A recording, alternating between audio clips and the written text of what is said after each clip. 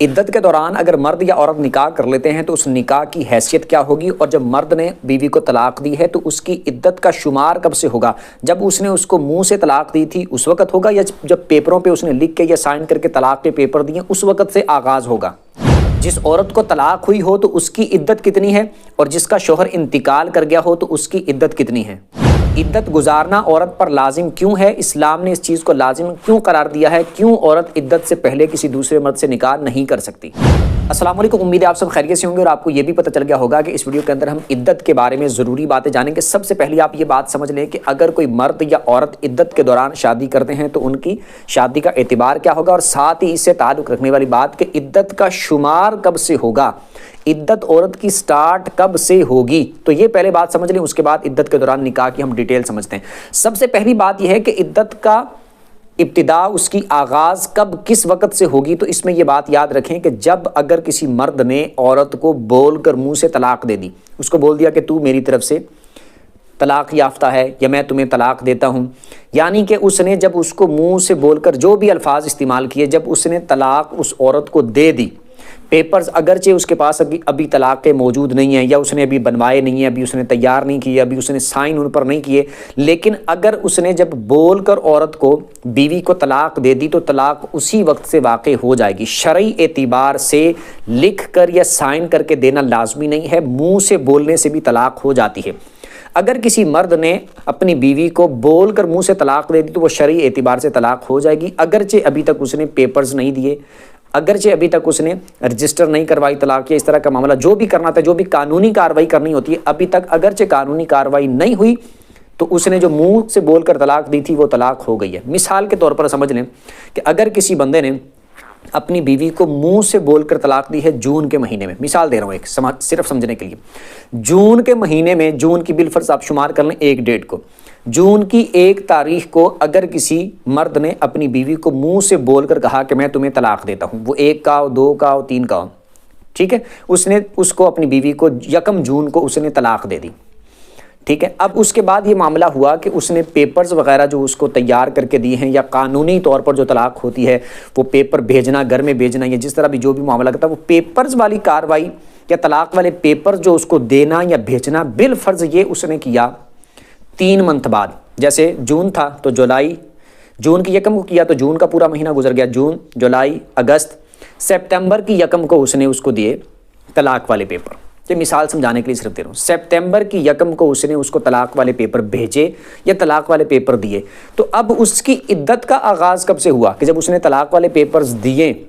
تو طلاق اس وقت ہوگی یا عدت اس وقت شروع ہوگی؟ ایسا نہیں ہے۔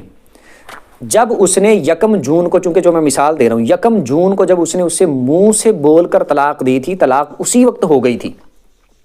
وہ طلاق کے الگ احکام ہوں گے کہ اس نے 1 دی تھی، 2 دی تھی، 3 دی تھی، رجوع کیا نہیں کیا، رجوع کرنا ہے نہیں کرنا، وہ سارے معاملات الگ ہیں، لیکن میں صرف طلاق کی بات کروں۔ بالفرض اب 3 طلاقوں کو لے لیں کہ اس نے 1 جون کو اس کو 3 طلاقیں دے دی تھی، اب اس کے بعد جون گزرا، جولائی، اگست، اب سپتمبر کی 1 ہو گئی، سپتمبر کی 1 کو اس نے اس کو طلاق والے پیپر روانہ کیے۔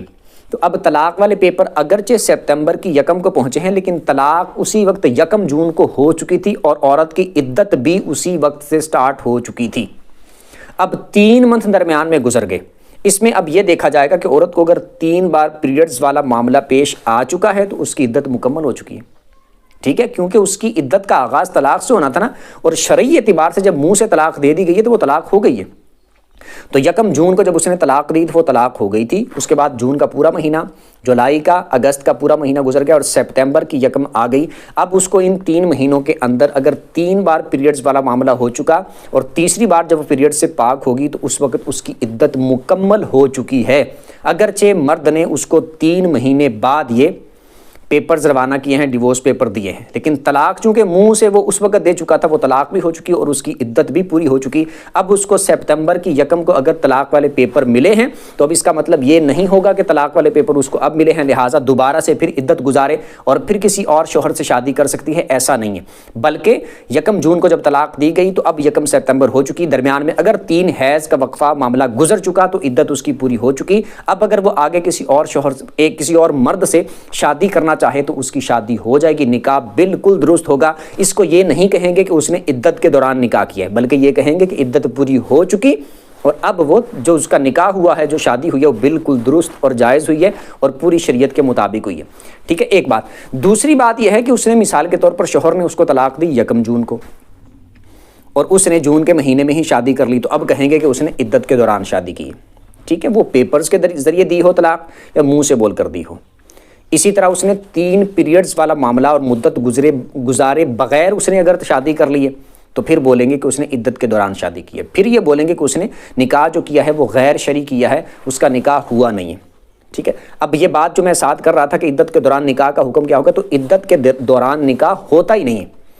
دوبارہ سے کرنا پڑے گا، عدت گزارنے کے بعد دوبارہ نکاح کرنا پڑے گا۔ عدت کے دوران نکاح نہیں ہوتا، یعنی کسی دوسرے مرد سے اگر نکاح کرنا ہے تو عدت کے دوران نکاح نہیں ہوتا۔ اگر تو پہلے سابقہ شوہر سے ہی کرنا، مثال کے طور پر ایک بندے نے 1 جون کو طلاق دی،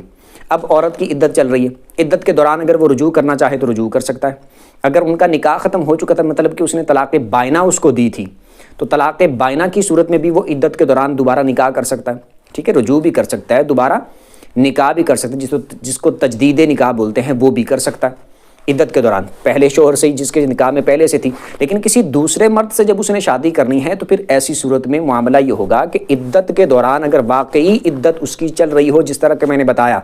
کہ اس نے منہ سے طلاق دی یا اس نے ڈیورس پیپر دے کر طلاق دی، دونوں صورتوں میں اس چیز کو دیکھا جائے گا کہ اس نے شرعی اعتبار سے جب منہ سے بول کر طلاق دی تھی اس وقت سے اس کی عدت شمار ہوگی۔ ڈیورس پیپر اسی وقت دیے تھے یا بعد میں دیے تھے، اس کا معاملہ الگ ہوگا۔ اگر تو اسی وقت ڈیورس پیپر سے ہی طلاق دی، اس سے پہلے کوئی منہ سے طلاق نہیں دی تھی، تو ڈیورس پیپر سے ہی پھر طلاق کا آغاز ہوگا اور عدت کا آغاز ہوگا، کہ منہ سے اس نے کچھ بولا ہی نہیں ہے، منہ سے طلاق دی نہیں ہے، سیدھے ڈائریکٹ ڈیورس پیپر ہی دیے ہیں، تو پھر ایسی صورت میں جب ڈیورس پیپر دیے تو اس وقت سے پھر عدت کا شمار ہوگا۔ اس کے بعد 3 پیریڈز اس کی مدت عدت دیکھی جائے گی، اس کے بعد پھر وہ نکاح کر سکتی ہے۔ اس دوران یہ 3 پیریڈز والا جو معاملہ ہے، اس کے دوران عورت نکاح نہیں کر سکتی، ٹھیک ہے۔ تو اگر ایسا کسی کا معاملہ ہو کہ کسی نے منہ سے بول کر پہلے اس کو طلاق دے دی تھی لیکن ڈیورس پیپر اس نے بعد میں دیے ہیں، وہ چاہے 1 سال بعد دیے ہوں تو اس کی عدت بھی پوری ہو چکی، جب 3 پیریڈز اس کے گزر چکے تھے، وہ چاہے بعد میں قانونی طور پر اس نے طلاق دی ہو، قانونی طور پر اس کا جو بھی معاملہ ہے جس طرح بھی ہے وہ ایک الگ بات ہے۔ شرعی اعتبار سے منہ سے بولنے سے، قبول کرنے سے نکاح بھی ہو جاتا ہے، اور منہ سے بولنے سے، منہ سے بول کر دینے سے طلاق بھی ہو جاتی ہے، ایک بات ہوگی۔ دوسری بات میں نے بتا دی اس میں کہ دوران عدت نکاح ہوا تو وہ جائز نہیں ہوگا اگر واقعی اس طرح۔ لیکن اگر کسی کا ایسا معاملہ ہو، 3-4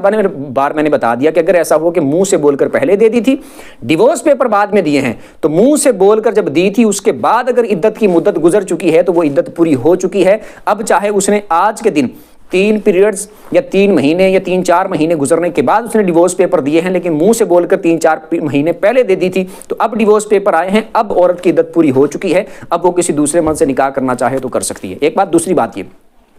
کہ اب عورت پر عدت کتنی لازم ہے۔ جس کو اس کے شوہر نے طلاق دی ہو تو اس کی عدت 3 پیریڈز ہیں، 3 حیض اس کی عدت ہے۔ جب 3 حیض مکمل ہو جائیں گے تو اس کی عورت کی عدت بھی مکمل ہو جائے گی، ایک بات۔ دوسری بات یہ ہے کہ جس عورت کا شوہر انتقال کر گیا ہو تو اس کی عدت کتنی ہوگی؟ اس کی عدت 4 مہینے 10 دن ہے، اس میں پیریڈز کا اعتبار نہیں ہوگا، اس میں 4 مہینے 10 دن گن کے اسلامی اعتبار سے 4 مہینے 10 دن اس کو عدت گزارنی پڑے گی، اس طرح پھر اس کی عدت پوری ہوگی۔ اور جس مثال کے طور پر عورت کو حیض والا، پیریڈز والا معاملہ نہ بنتا ہو اور اس کو شوہر نے طلاق دی ہو تو پھر وہ 3 مہینے اسلامی اعتبار سے گن کر شمار کرے گی، 3 مہینے